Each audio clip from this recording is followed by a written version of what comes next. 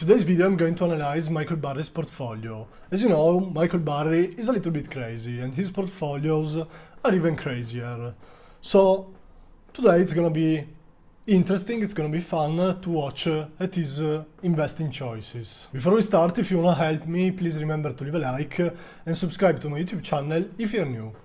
Let's talk about Burry's portfolio. First of all, we have to say that he's all in China. Around 45% of his portfolio is invested in Chinese stocks. Indeed, his number one position is Alibaba, which is 21% of his portfolio. He also has Baidu and JD.com, but he reduced his JD.com position of around 30%. But still, these two positions are each worth around 12% of the portfolio. For those who don't know, my idea regarding Chinese stocks is still the same. You can't really trust these companies, you can't trust their financial statements, therefore investing in them is a big no. You can't really invest in them because their numbers can't really be trusted. As you can see, Burry's second position is Shift for Payments, worth almost 14% of the portfolio. This is a company which provides software and payment processing solutions in the United States and internationally. The company is still fairly small and high growth, with a market cap of $5 billion. As you can see, revenue grew a lot in the past few years, and the company is still growing. Margins are not that great, but they are getting much better. In the last 12 months, EBIT margin was 7.4%. Not too bad, but not a big number. And as you can see, also return ratios are not that great. Cash flow is not too bad, with a free cash flow margin of around 10%. The analyst estimates are fairly optimistic. As you can see, they expect very good growth in future years, and they even expect an improvement in EBIT margin. In my opinion, this company is very hard to value. There is nothing predictable in this company yet. They are growing a lot, but margins are not that great. So it's very hard to make projections on this type of company. Personally, I usually don't invest in this type of companies, but the growth is really impressive, nothing to say about that. You also got another new position, Molina Healthcare, which is an healthcare company, and it's worth around 14% of the portfolio as well. Also, this one has been growing pretty well in the past few years, but margins are very low.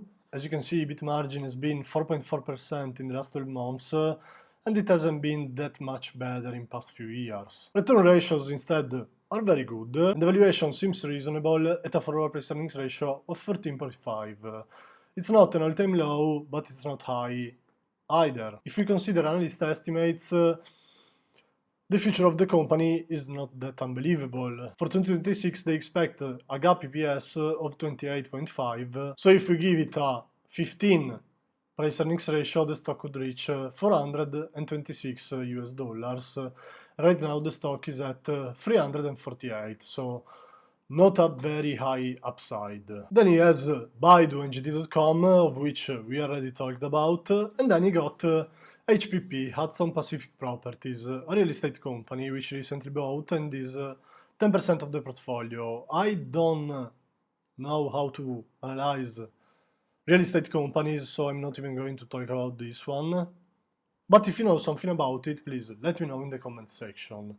Then he has the Real, which he reduced by 29%, and he has an insurance company, American Coastal Insurance, which is 5% of the portfolio, and then he has two recently bought positions, Olaplex and BioAtla, worth respectively 3 and 1.6% of the portfolio. Olaplex has really been on a wild ride since it got on the stock market. As you can see, the stock lost 92% of its value in just a little bit less than 3 years. This was a darling in the beauty world. Indeed, the company manufactures and sells her products, and the company was doing just amazing. Its products were beloved by a lot of clients, but then some doubts were risen about their products, and revenues got hit big time, down 35% in 2023.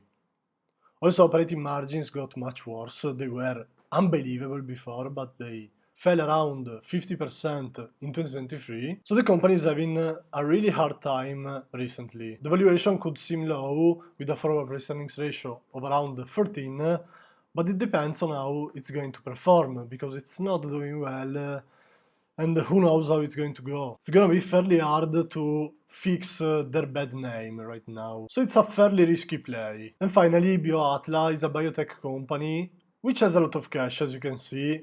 The enterprise value is much lower than the market cap. The problem is that the company is not profitable, they burn a lot of cash. And right now they have total cash and short-term investments of 60 million and they have no debt. The problem is that they burn around 100 million of free cash flow every single year. So if they keep going this way, the company is going bust. So overall, I don't really like Michael Burry's portfolio. That's not a kind of portfolio I would build. But we'll see how it will perform for him. Lately he has made many wrong decisions. Let me know what you think about his portfolio, type a comment, and please remember to leave a like and subscribe to my YouTube channel if you're new. See you next time. Bye!